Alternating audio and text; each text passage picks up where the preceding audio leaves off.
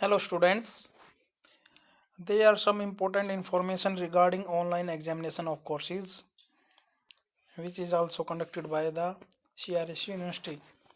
Number 1. Examination shall be conducted in online mode only and MCQ based as notified earlier. जैसे ही पहले आपको pattern के बारे में बताया गया कि आपका जो एग्जामिनेशन होगा MCQ बेस्ड होगा और ऑनलाइन मोड से लिया जाएगा. The candidate having hardware and connectivity issue on can appear in examination at their respective college or computer center nearby their places of residence. यदि किसी बच्चे को कनेक्टिविटी इशू है, नेटवर्क इशू है, तो वो कहीं भी ऐसे प्लेसेस पे जाएं जहां पर प्रॉपर फैसिलिटी है. That is like computer centres and you can visit colleges. College concerned shall provide the hardware and internet to interested candidate without any charge. The examination can also be attempted on any based smartphone having 4G internet connectivity. Result of online examination may be moderated to avoid hardship to students due to COVID-19 and subsequent pattern change of examination.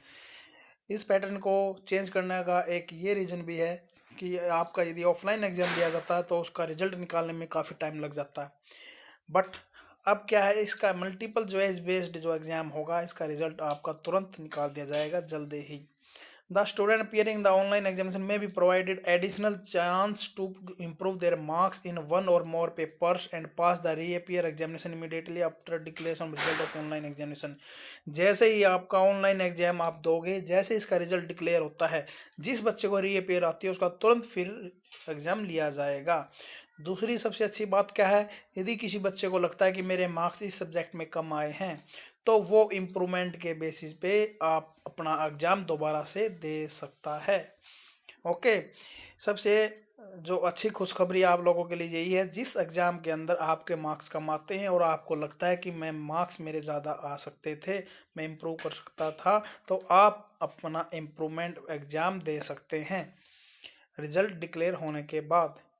Okay, The examination of additional chance will be conducted in offline conventional mode subjective type. और जो आपको chance दिया जाएगा improvement करने के लिए वो offline होगा, जिस तरह से सब्जेक्टिव टाइप पेपर आपका ऑलरेडी पहले दिया है जैसे आपका होता है वो लिया जाएगा. ऑफलाइन मोड से सब्जेक्टिव टाइप आपका एग्जाम होगा.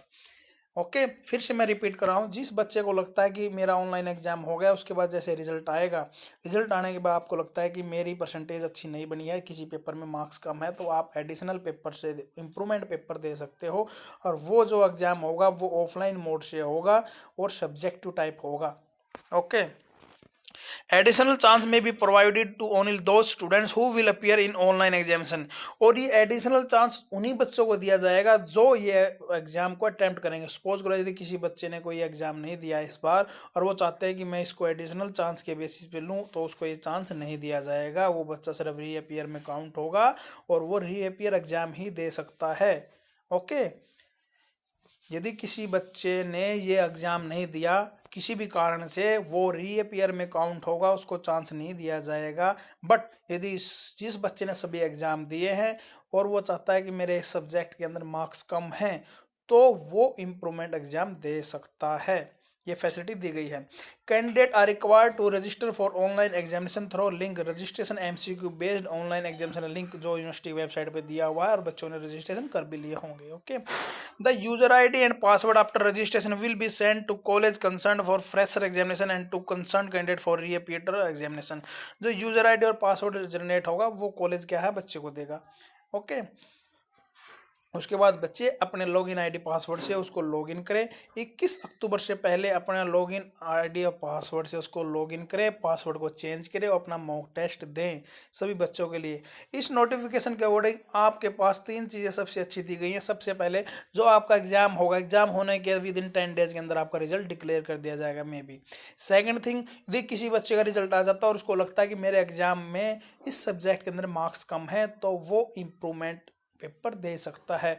और जो इम्प्रूवमेंट का जो एग्जाम होगा इसके बाद वो सब्जेक्टिव टाइप होगा, ऑफलाइन मोड से होगा.